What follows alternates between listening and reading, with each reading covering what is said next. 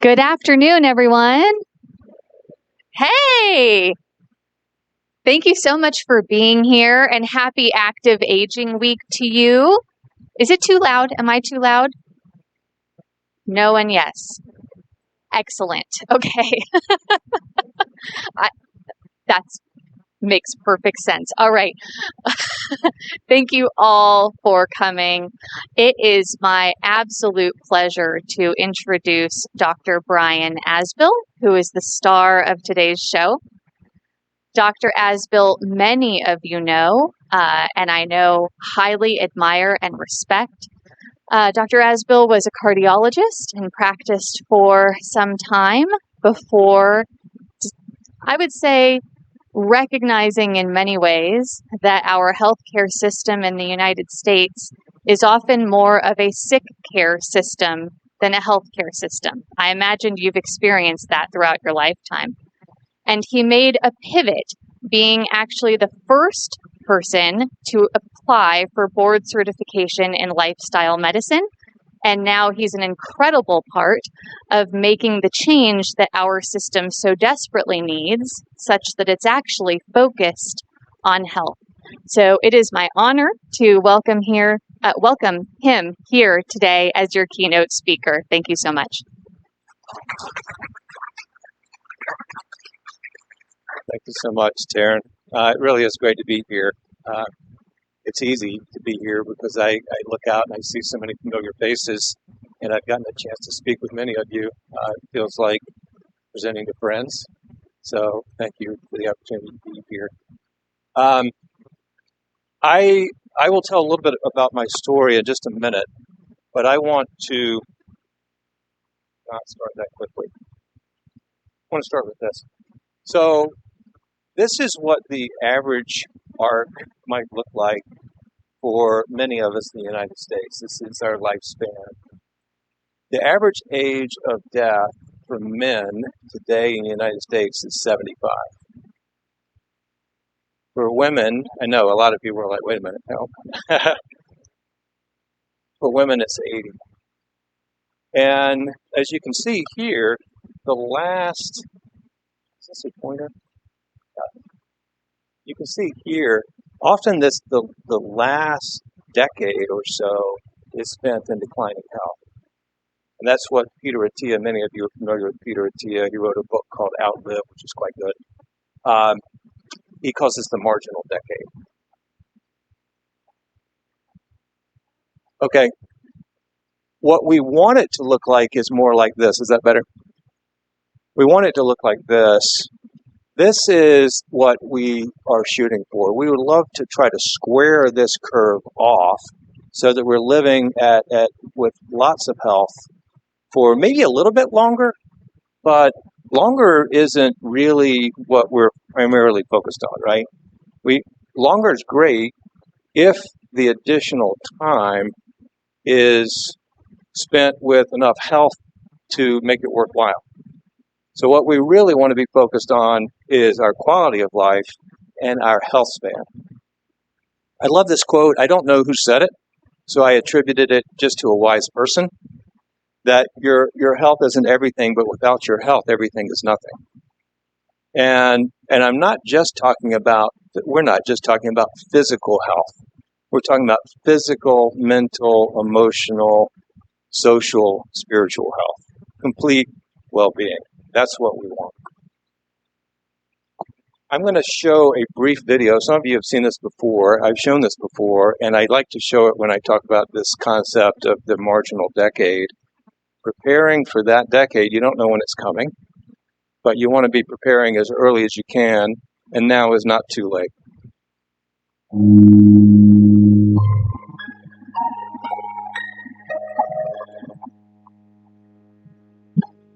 What will your last 10 years look like? Will you be quick enough for a game of tag with your grandchild? Strong enough to embrace every moment?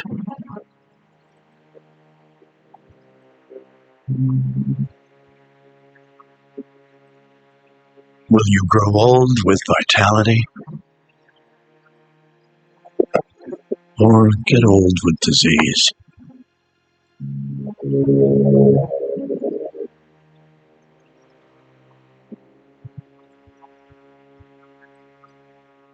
It's time to decide. The average Canadian will spend their last 10 years in sickness. Change your future at makehealthlast.ca. Yeah, I think that's impactful. I've seen it a lot, and I still, every time I see it, I think yes. Um, I came here in 2001 to start my career as a cardiologist. I was not looking past that. There's a lot going on. I was in my early 30s. Um, I enjoyed that. I came here in July. I had my first son was born in September. Took the boards in November. For the first year or two, you sort of feel like you're drinking from the fire hose, and then you sort of kind of get to the point where you feel like, okay, I can do this. And about maybe 8 or 10 years into that, I began to feel like there's something not quite right about this practice. The patients that I saw in 2001 that we stented with their heart attack came back in 2004 with another stent, and then 2007 with a bypass surgery, and then 2010 with the stent of a bypass graft. And I thought, what are we missing here? Because if this seems like a low bar. And this is always so interesting how this always works out. I wasn't looking for anything different, but different found me. So I was taking care of a patient named George. Some of you have heard this story. George was in his mid-60s and spent part of the year in Cleveland, Ohio, and part of the year in Black Mountain. And he had 2 bypass surgeries. He had 2 open heart surgery procedures and was having angina, exertional chest discomfort every day because his bypasses from the second surgery had failed. And he had been told at a world-renowned hospital in Cleveland, Ohio, that small list. He had been told that he should have a third bypass surgery. And so it's interesting because, I'm a private practice cardiologist in Western North Carolina. We send our patients to places like that for a second opinion. They don't send us patients for a second opinion. They didn't send him to me, in all honesty, for a second opinion, but he wanted a second opinion because he said, does this sound reasonable? I said, well, you've had 2 bypass surgeries and they failed, so I don't know why we would expect the third to be different. And he said, have you had anybody who's had a third bypass surgery? And I said, yes, I have. I've had 2 patients. I remember both of them vividly, who've had 2 or third bypass surgery. And he said, and how are they doing? And I said, they're both deceased. They had relief of their symptoms for some years, but nothing changes. So it was a deflating experience, I can tell you, to be able to share that with him. I wasn't sure what I was going to tell him. I wasn't building up to anything, well, I've got a better idea. But I had a book that a patient had given me, called Prevent and Reverse Heart Disease by Dr. Caldwell Esselstyn. And it's fascinating that now I work with his son, Rip, often, and have done so for 4 or 5 years. It's just kind of almost spooky how these things happen. Happy to talk about that when we have more time offline. That's really what I most enjoy talking about.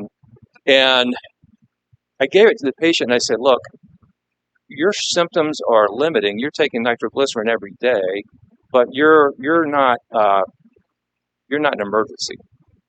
If you become an emergency, we'll do what we need to do to temporize things, stabilize this, an acute situation.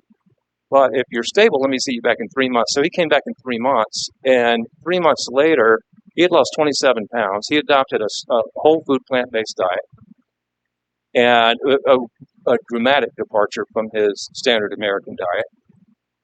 And no one had talked to him about nutrition.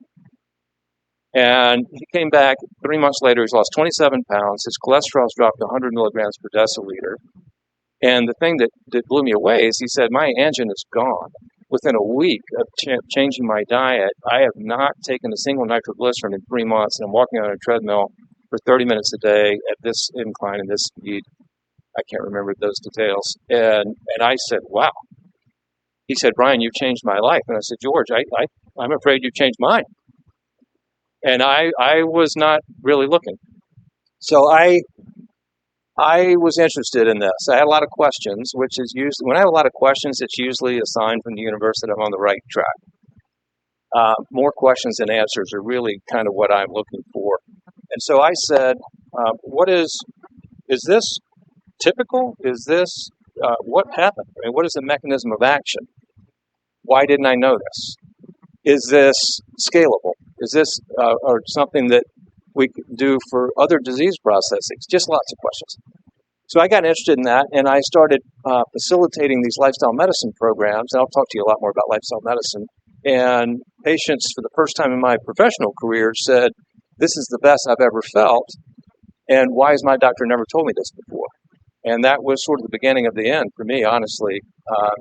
I knew that I had to go do something different. So I left clinical cardiology, private practice cardiology in 2020. And there was a lot going on in 2020. HCA had just taken over our healthcare situation. COVID. It was planned exit. In retrospect, the timing was quite good. And so I left, and I have done some other things in lifestyle medicine since then, and that story is still being written. I'm still the medical director of cardiac rehab here, and multiple other things we can talk about later if there's time. This is from the Center for Disease Control in 2023. These are the common causes of death, and heart disease is still number one. I want you to appreciate how many of these are lifestyle related. And Alzheimer's disease there, number 6, is growing by leaps and bounds. The deaths attributable to Alzheimer's disease have doubled since 2000. The prevalence of Alzheimer's has increased by 25% in the last 5 years.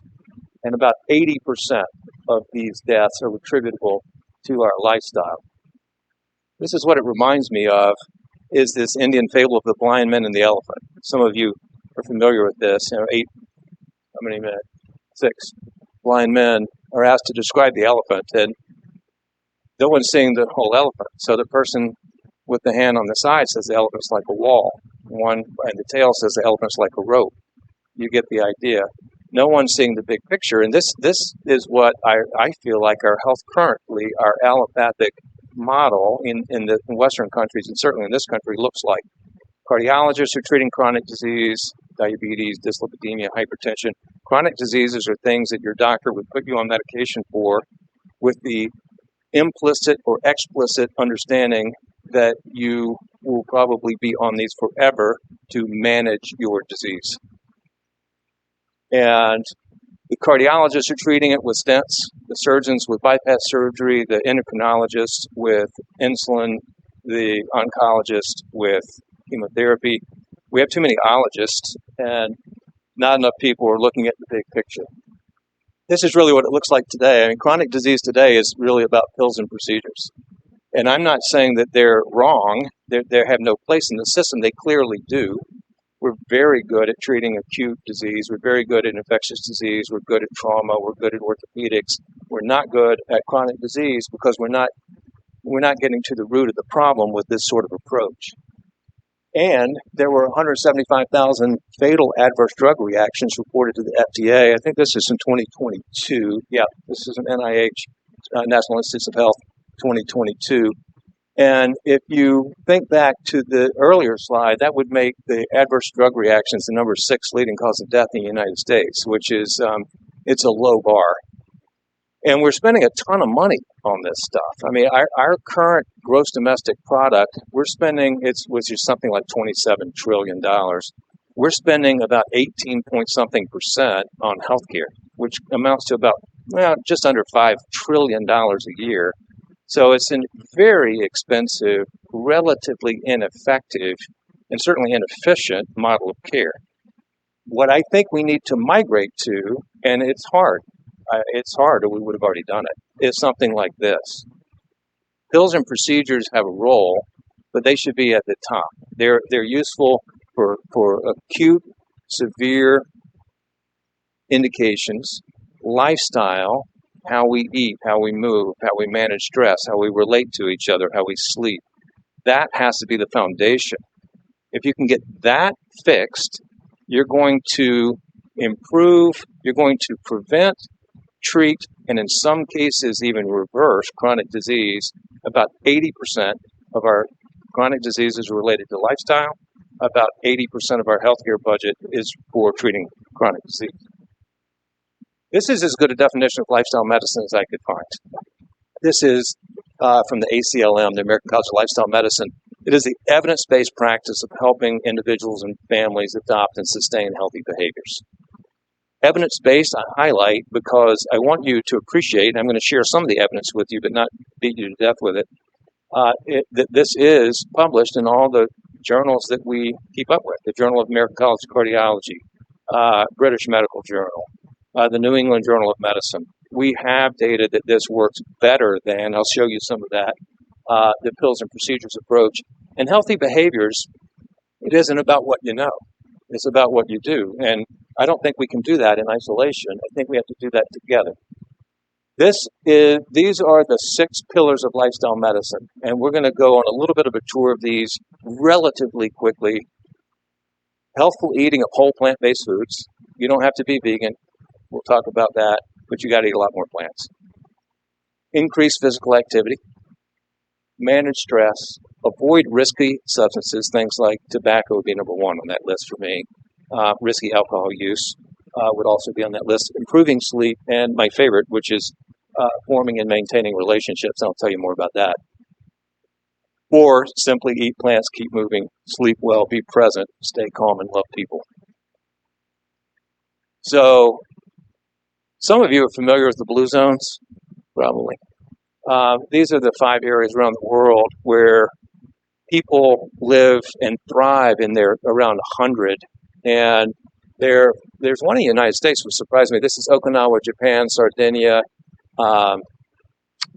Ikaria, Greece, Costa Rica, and the dot in California is Loma Linda. Loma Linda is where a lot of the Seventh-day Adventists are, and they are living according to these principles. I'm going to go through them with you because I think they are the key to active aging. I'm going to start with move naturally. Don't try to really interpret this. There are a couple of things that I want to point out here. This is the hazard ratio of mortality on the vertical axis. And this is exercise hours per week on this horizontal axis.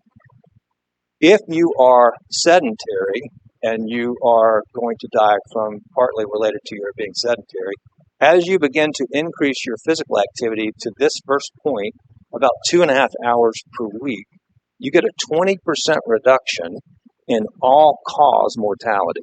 You are 20% less likely to die from anything exercising 30 minutes a day, 5 days a week, or 2.5 hours a week, compared to someone who is sedentary. The more exercise, the better. There is no point on this curve where more exercise did not equate to a lower risk of death. But the key is this first, you get the most bang for your buck here by just starting moving. You can do more if you want, but at some point you might want to spend those extra hours somewhere else. The exercise guidelines, there are 2 guidelines that are published by the United States Preventive Services Task Force. One is the dietary guidelines, and I think those are super interesting. It's not in here, but I'll tell you a little bit about it. The dietary guidelines are published every 5 years. They come out as the Dietary Guidelines Advisory Committee, DGAC, the Dietary Guidelines Advisory Committee recommendations. That's where I would spend my time because that is the best science we have about nutrition. And then it gets sort of politicized and we get lobbyists involved and it gets sort of watered down and we compromise, which is fine. We should. We need to compromise. We could use a little bit more compromise today and our government could continue to be functional. And the exercise guidelines come out every 10 years. This is the first iteration. This is 2018. And I just want to point out 2 other things here. One, it is not just cardio exercise. I want you to get cardio exercise. And that is, I use the talk test. It's simple. If you're doing strenuous exercise, you can barely talk. I mean, you could neither really have a conversation or sing. Moderate level exercise, you could talk, but you couldn't sing. That's the level of breathlessness. And that's what you're shooting for with this 2.5 hours a week. Low level activity is fantastic for your metabolic health, but it is not, you don't get that mortality benefit from that. And that's just walking, and that's the easiest and best. We can get into the weeds of zone 2 and zone 5 and all the things that Peter Attia talks about, but I don't find them terribly interesting. Muscle strengthening activity at least 2 days a week. You really do want to do some sort of resistance training to keep up your skeletal muscle so that you can reduce your fall risk. And finally, balance and flexibility, which I think gets forgotten. And in full disclosure, this is what I can tell. I'm 50. I'll be 58 next month. I can already tell the difference, especially when I'm around my 24 and 20-year-old son, who just do acrobatics without thinking, and I just can't do that anymore. So I need to prioritize this a little bit myself. Your brain loves the gym. What's good for your heart is also good for your brain. It doesn't matter what you do. The best activity for you is the one that you love doing, so that you'll continue to do it. If it's hard, you can do it. We all know this. We've all had this experience. We've all made New Year's resolutions. I'm going to do this, and then it lasts till February. February is a great time to sign up for the gym because, a lot of people are leaving. Endorphins are released, so it's kind of that runner's high. Dopamine is released, improving motivation, focus, learning. Serotonin is released, increasing mood. All these things are working to keep your brain healthy. An unhealthy brain and a healthy body is as big a disaster as a healthy brain. As the reverse. My mother died of Alzheimer's, and my dad died of lung cancer, and I would rather die of lung cancer. So I just want to give you some idea that this is not just a good idea. I mean, this is science. This is science. So there was a meta-analysis in 2010. High-intensity physical activity reduced your risk of cognitive decline by 38%, and moderate activity, which is a lot easier, by 35%. That's a big difference. Lisbon, exercises had a 40% reduction in Alzheimer's. Harvard, 15 minutes of walking 6 days a week delayed cognitive decline and risk of Alzheimer's. Pittsburgh, regular walkers have larger brain volumes and better cognitive function. This is interesting, and I showed this at a lecture I was giving to a school. This is a composite of 20 students' brains with a functional MRI. So we put them in an MRI scanner, and we're measuring their brain activity. On the left is the brain after sitting quietly for 20 minutes and then taking the test, standardized test. On the right is the brain after a 20-minute walk and then taking the same standardized test. There's a lot more activity going on in that right brain, and I think that there will be higher test scores. 80% rule, hara hachibu. This is a Japanese saying that you should eat until you're 80% full. This is another area where I could stand to make some improvement. It's just hard. I get excited about. There's actually a gene. I'm not to dismiss the fact that I'm not very good at this, but I have a genetic defect. There is a gene, honestly, the scarcity gene, that causes people to overeat. And I had my genetics checked when I was the chief medical officer for a healthcare startup company. It was a total disaster. I mean, I hated that job. It should have been a great job. It was terrible. And that's why I left 2 years ago. And I had my genes checked, and I was pleased to have a gene that explained my poor behavior.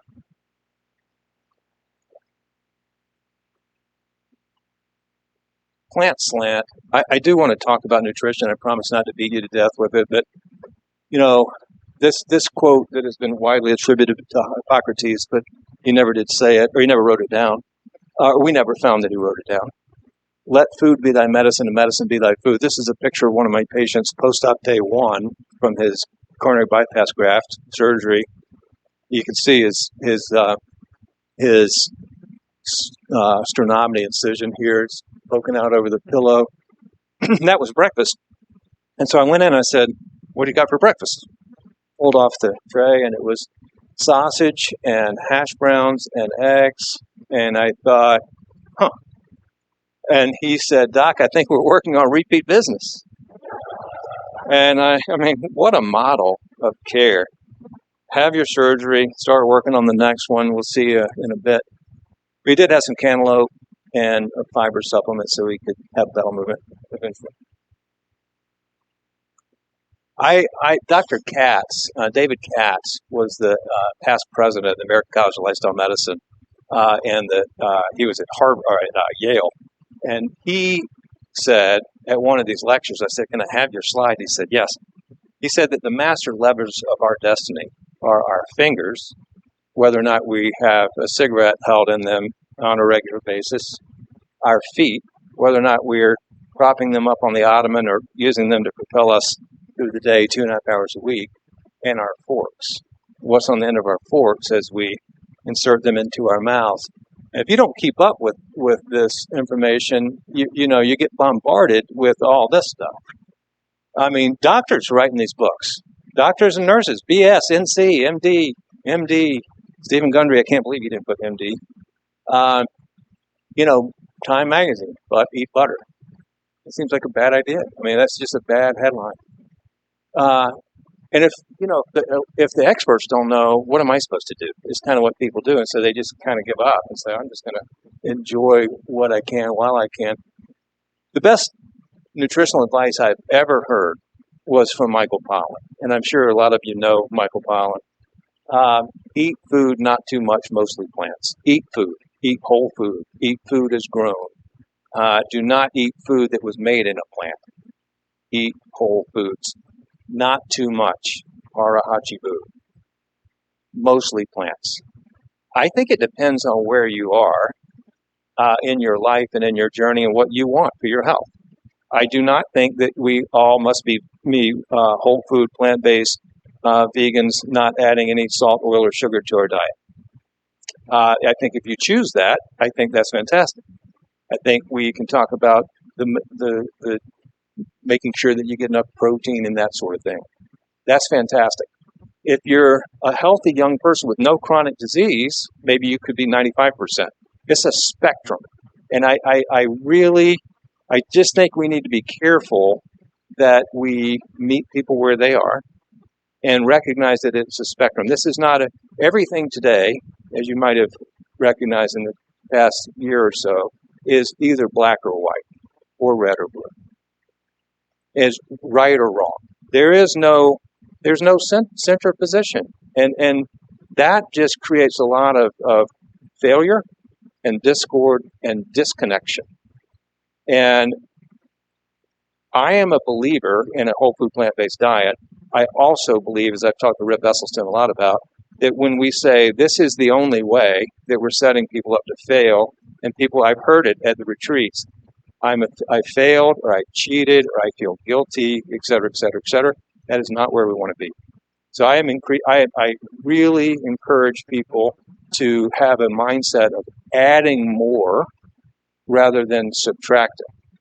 Add plants, add more beans, add more vegetables, add more fruits. And as Hans Diehl used to say, started the Complete Health Improvement Program, if the meat sort of becomes, it was the center of the plate and it now becomes a side item, and it sort of gets crowded off and it falls off the plate completely, it's okay.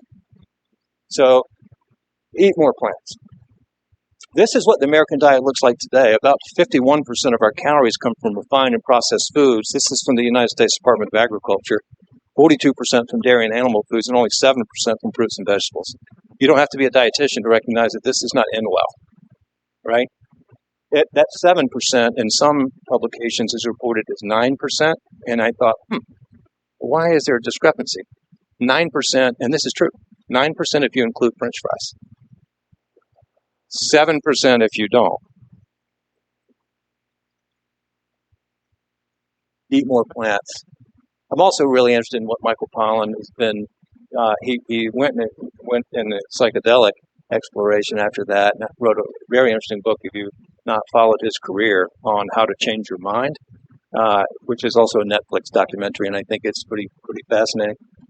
Friends at 5. This used to be Wine at 5. They actually changed it because they were being invited to go into schools, and it just was a tough sell. To a college student, drink less beer, wine at 5 was not the message we wanted to be telling them. Alcohol is tricky. Alcohol, I do drink less than I used to. Probably currently probably 3 to 5 a week. Glass of wine with dinner, maybe every other day. Someone came over the other day, and I had 2, which was fairly rare. It was a birthday party for my niece's husband, who just turned 31. But it's clear that alcohol increases your risk of various cancers. There are about 8 different cancers now that are linked to regular alcohol use. And some of you may have followed this with Vivek Murthy, who is the Surgeon General, who wanted us to put warning labels on alcohol. And that was, lobbied against pretty rigorously by the beverage people. But I think a lot of the magic, a lot of the Wine at 5 message isn't the wine as much as it is the social connection. It's the shared experience. It's the shared meal. That's, I think, and we'll talk more about that, is really the key. Know your purpose. Purpose is big. So I looking back at this, knowing people who identified as having a strong purpose, on average, had 7 years of high quality additional life compared to those who did not. This is another Japanese word. I like these Japanese terms: harachibu, ikigai, moai, which we'll talk about in a moment. Loosely means a reason for being, and it is at the center of these Venn diagrams: what you're good at, what you love, what the world needs, and what you can be paid for. I am also a big fan of Howard Thurman. Some of you I know Howard Thurman. He died, I think, in early 1980s.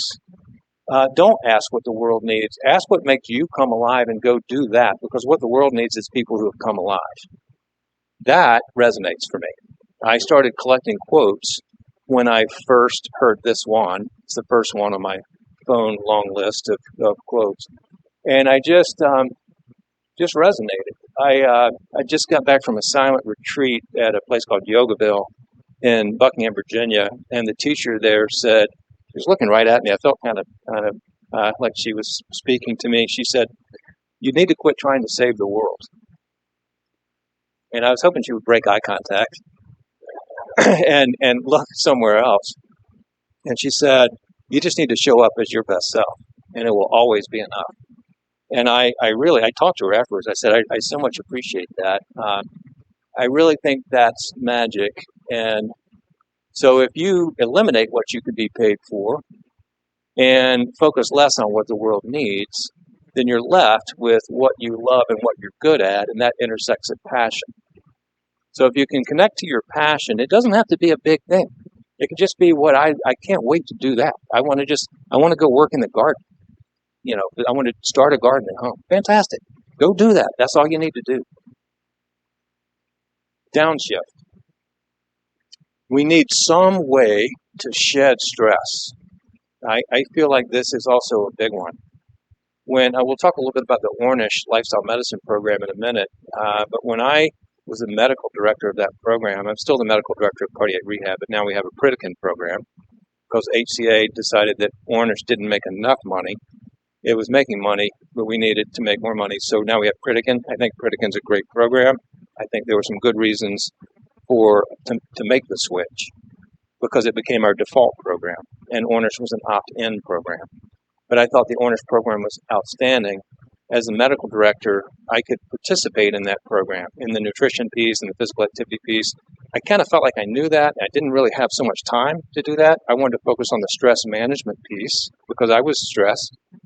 Full-time practice, 2 young kids at home.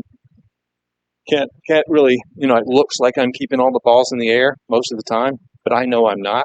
And that, as a competitive achiever, Enneagram 3, that was a stress. So we can talk about meditation too, but for me, meditation was a breakthrough. I mean, it was a game changer, complete game changer. I practice transcendental meditation now regularly, and it was a game changer. But it doesn't have to be meditation. It can be anything that you want to do that allows you to shed stress. I would say the best stress shedder is exercise, and you get 2 for 1. So I can tell when I don't do that. Stress is it's not all bad. I mean, there's good stress. Eustress is good stress. Distress is bad stress. There's this guy, Mihai Csikszentmihalyi, who was Hungarian, who wrote this book called Flow. If you want to be in flow, you know when you're in the flow, when you sort of lose track of time because you're just loving what you're doing. You know, athletes talk about this a lot, where I know I'm not going to miss it. I know I'm not going to miss it. I could look blindfolded backwards and throw it, and it's going in. It's hard to get to that place, and I never did, on the basketball court. If you have a lot of skill and are not challenged, you're bored. If you have a little skill and are over-challenged, you're anxious. And I say I rode that anxiety line for a while. The problem is that the lion's not our stressor anymore. I mean, for a long time, it was about survival, and things that stressed your survival, you reacted to it. I mean, if a zebra's being chased by a lion, it's stressed. But when the lion's gone, the stress is gone. Problem is that that's not what happens for us, right? I mean, so many of our stressors today are made up. I mean, they're email and traffic jams and politics and texts and whatever it is. I mean, we did it to ourselves. So when I was talking to some of you before we started talking here. I just got back from England, walking the coast to coast path in England, and then spent some time in Spain. And I had my phone on airplane mode for 4 weeks. It's hard to do that when you're around. People might know where I live. But it was, man, I mean, there's something special. You've got to figure out a way to disconnect for a little while. I told somebody, I remember why I'm here when I slow down. And then I come back and get back into the doing. And sometimes I get swept away, but I'm trying to be more like Paul Bunyan, where you can just, you're in the current, but you're not down river with the current. So, and you forget, you slow down and you reconnect and you remember, and then you step back into it, take it off airplane mode, and you're back in it. And then you forget, and then you have to slow down again. So it's just a constant cycle, I think, of slowing down to remember, getting busy to forget, repeat. So cortisol's bad. So cortisol's good. I mean, you need it, but you don't need it to be always on. When cortisol, which is probably the stress hormone that most of us are familiar with, is always on, it damages our health in so many ways. And I just listed a bunch of them here. Decreased muscle mass, lowered immune function, just to pick out a couple of big ones. Lots of metabolic disorder here, increasing inflammation. It's a mess. So and even if you meditate all the time, sometimes you can forget and not respond very well to stress. And it's like exercise. I mean, it really is like exercise. What is it that you do that allows you to slow down and reconnect with yourself on a regular basis? There's a lot of great studies on meditation, and TM, Transcendental Meditation, is probably the one that's most studied and published in the medical literature, but is by no means the only way to go. Yoga, music, arts, walking, meaningful relationships, you do you. These next three all are connected to something beyond yourself. Belong in the blue zones, specifically, they were talking about belonging to a faith-based organization. I don't think it has to be a faith-based organization, but that's what they found in the blue zones. Added 14 years of high-quality life compared to those who were not involved in that sort of thing. Family first, they're around family. They're living with aging parents sometimes. They have multi-generational. The grandparents are interacting with the kids more often than we typically see in this country. And everybody wins. Everybody benefits from that. The wisdom is sort of like this transmission of wisdom that starts early, and it's always a two-way street. And then right tribe, in Japan, they have these things called moai, which are your group of people that you're raised with, which are sort of, it's like an arranged marriage. I mean, these are your going to be your closest 5 friends, and you call on them for everything.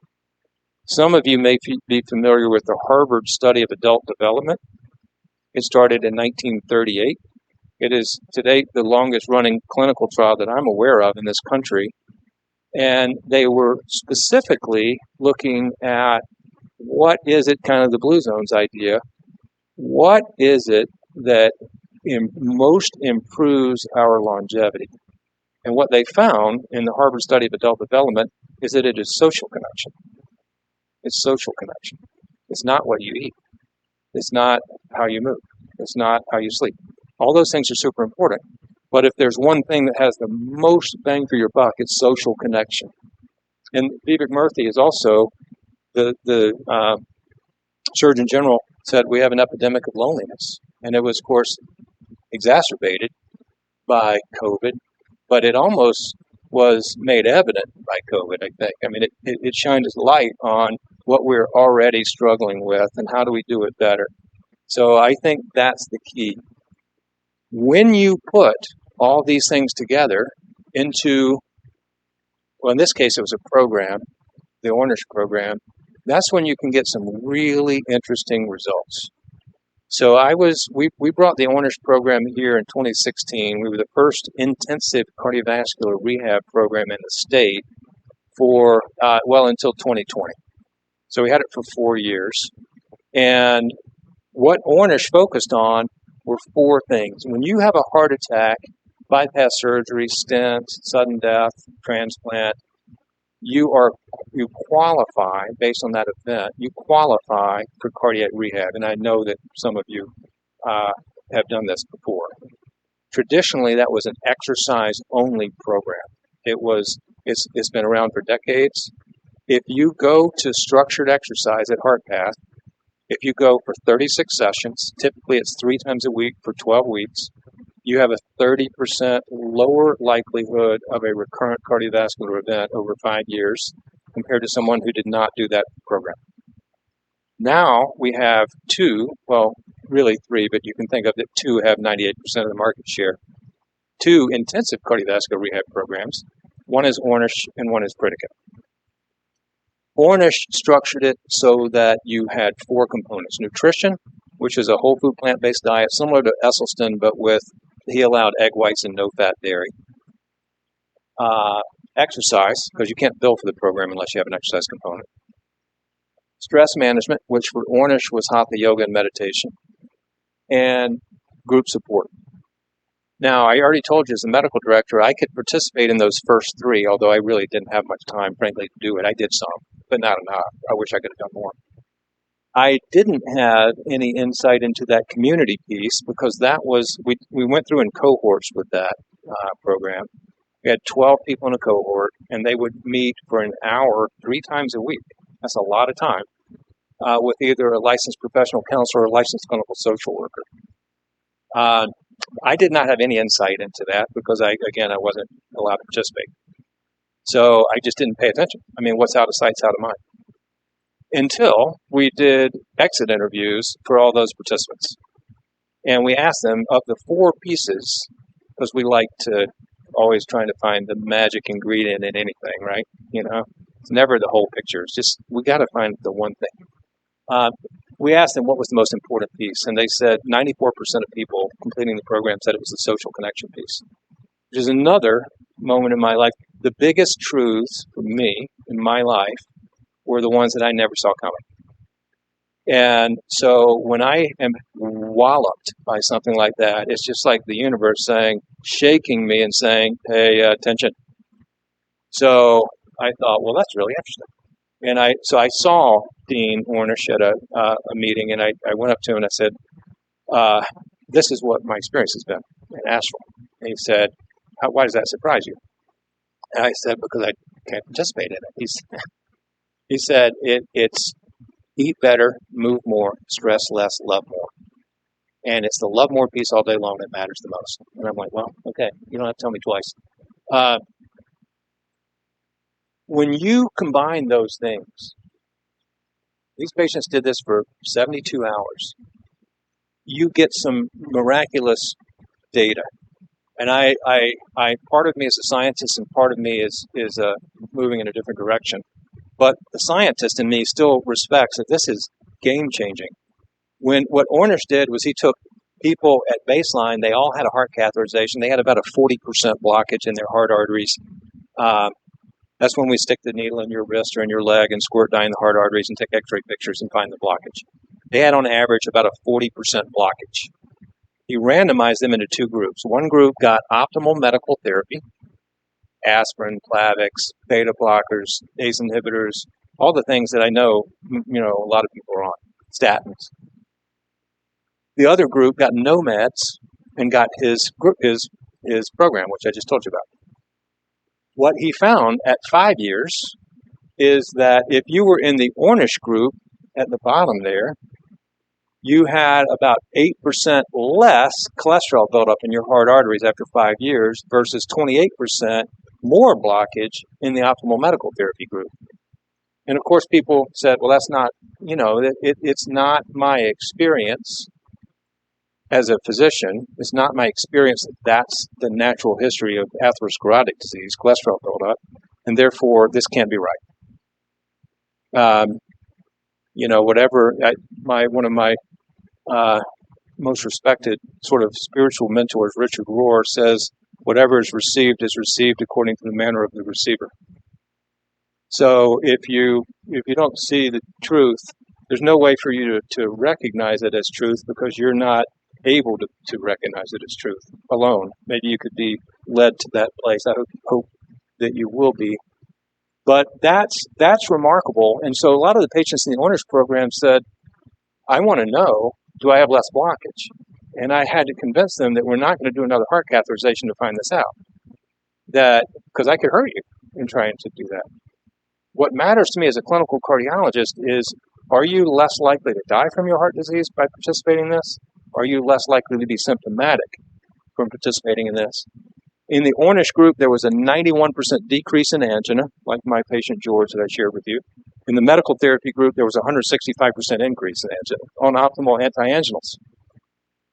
You were 2.5 times less likely to have another cardiac event if you were in the Ornish group compared to the optimal medical therapy group. So again, their meds have a role, but they are not a panacea, and it makes no sense to me to prescribe medications to people, and not have a conversation with them about their lifestyle. Similar LDL reduction in both groups. Only 60% of patients were on statins in the medical therapy group. Today it would be 95%. This is in the early days of statins. Almost everybody either stopped or reversed their coronary heart disease, cholesterol buildup, with a massive increase in blood flow on stress testing, and all the things move in the right direction. Depression score was halved, and exercise capacity improved by 50%. That's all about adding life to years and not years to life. He has branched out now from cardiovascular disease, and he's been looking at cancer. This is from a number of men with early-stage prostate cancer, and he put them on the same program, not the prostate cancer program, the same program. The red squares are oncogenes. Those are genes that promote cancer. The green squares are tumor suppressor genes, which turn cancer off. After the program, he rebiopsied men's prostates, and you can see that the tumor suppressor genes were upregulated. They were turned on. The oncogenes, the cancer-promoting genes, were turned off, downregulated, turned off. It is not changing your genes. It is changing the expression of your genes, which is the science field called epigenetics. Look, epi above genes, epigenetics above the genes. The best example of this is this yellow mouse. This is the agouti mouse, A-G-O-U-T-I, agouti mouse. The agouti mouse is obese mouse that, like a lot of people who are obese, are going to be at increased risk of diabetes and cancer. And if you feed an agouti mouse, plain old rat chow, you will have agouti babies. If you feed them rat chow with some specific sort of vitamins that will donate what we call methyl groups, that will, these little green things, will be attached to the gene. It will turn the gene off, and the baby will be a brown mouse. These two mice on the right are identical. One's mother ate differently than the others. That's awesome. That's right up there with microbiome, gut bacteria for me. So David would be proud that I've used two of his quotes in one presentation. Lifestyle is the medicine. I think it is clearly the foundation, and culture is the spoon. So, you've got to get the medicine down. So I thank you for the opportunity to be here to talk with you about this. And I really do salute you all, and the planners and health committee and all of you, for creating a culture here that is going to prioritize the things that are going to both hopefully add years to your life, but in my opinion, more importantly, add life to your years. So thanks so much for having me. There's a little bit of time left, and I'm in no hurry, so I'm happy to answer any questions that anybody might have.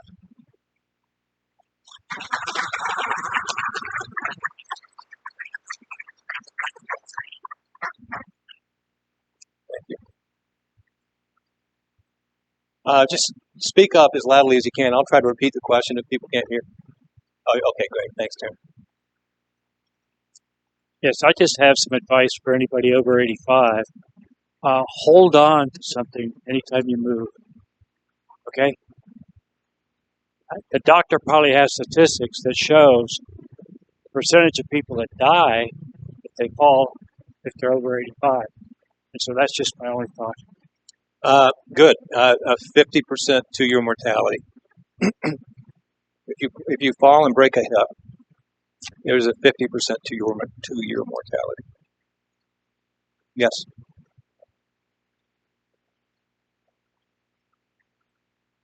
Oh, the nutrition.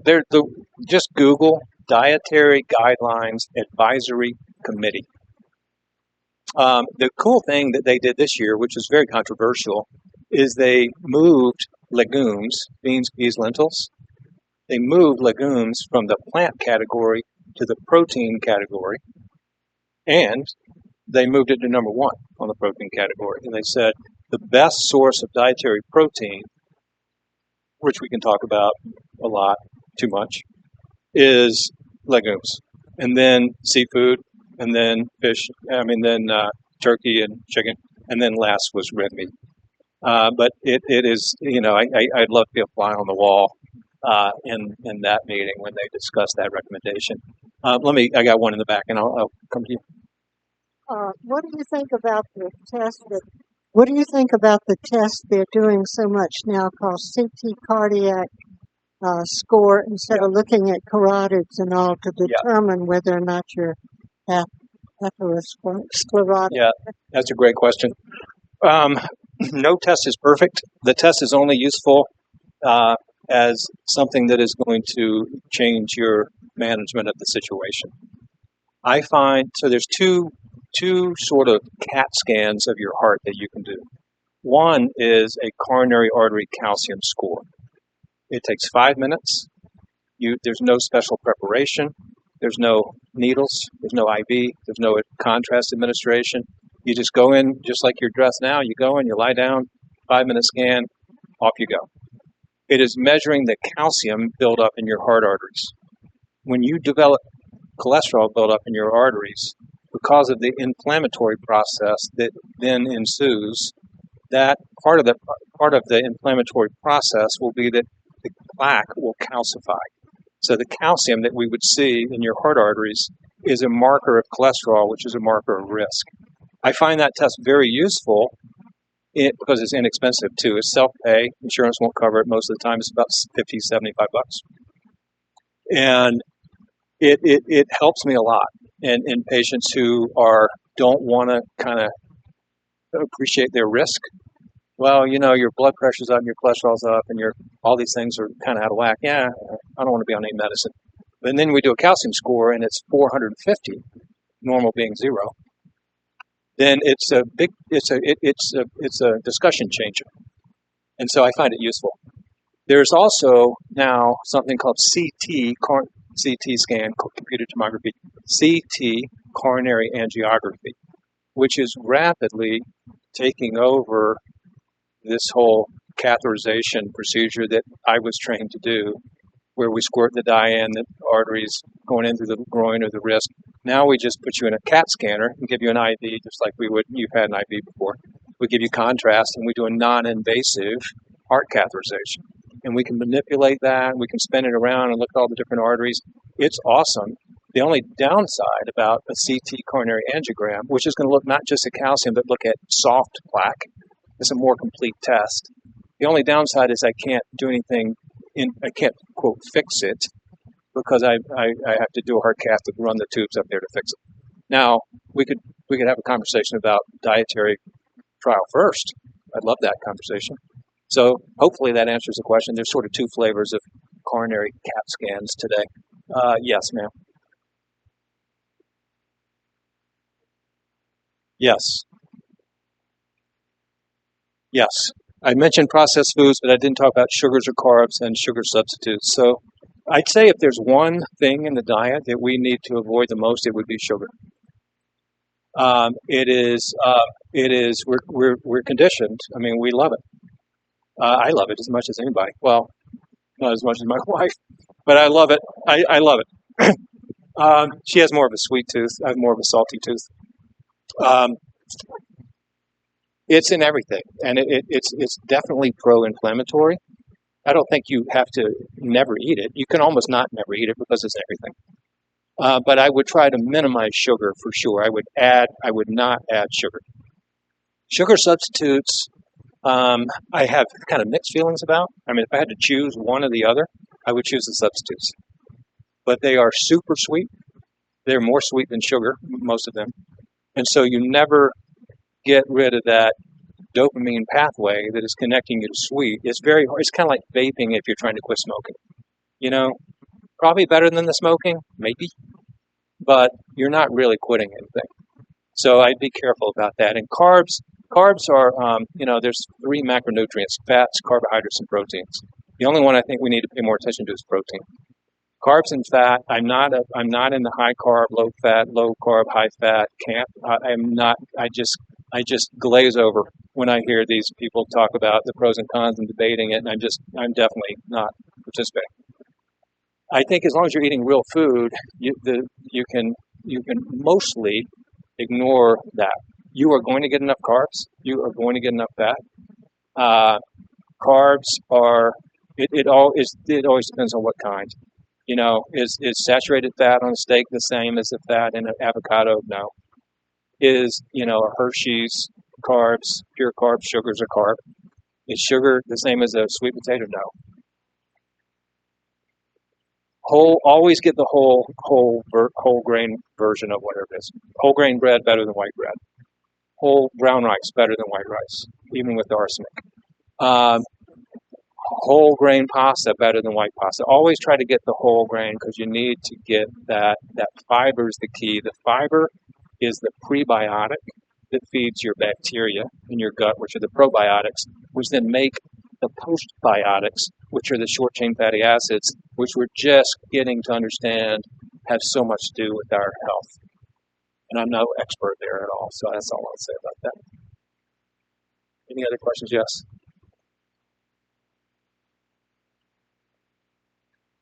Yes, for sure. Yep. Yep. Yep. Yep. I do. I do. I do. I mean, I think that hiking in nature is my favorite physical activity for all the reasons you mentioned. You're outside. You're usually with someone. You're in nature. You're mindful of what's going on, and I love it. So I'm a huge fan. Yeah, I think it's the best. It's my favorite. Excuse me. If we're going to all live to 100 and 110, so we're going to have figure out how long our Social Security lasts. Yeah. But apart from that, if you don't have blood pressure problem and you're not diabetic, should you still lean towards more of the vegetable and fruit diet, or keep going what you're doing? Because Yes, is the short answer. For your brain health, I mean, as much as anything, I think the data it's clear that a whole food plant-based diet is the optimal diet for the reduction of a number of chronic diseases. Cancer risk, dementia risk, arthritis, decreases inflammation. Do you have to go 100% no? Could you Mediterranean diet, a healthy Mediterranean diet? Absolutely. So it's not just those diabetes, cholesterol, blood pressure. It's the other things on that list of death, chronic kidney disease. I mean, it's clear. It's just that it's hard to get people to change. It's hard to get people to change. All right. Any other questions? So we got one in the back. Or are you closing the show? You're you're the hander outer. All right. I'm going to stick around. I'm happy to talk to you one-on-one.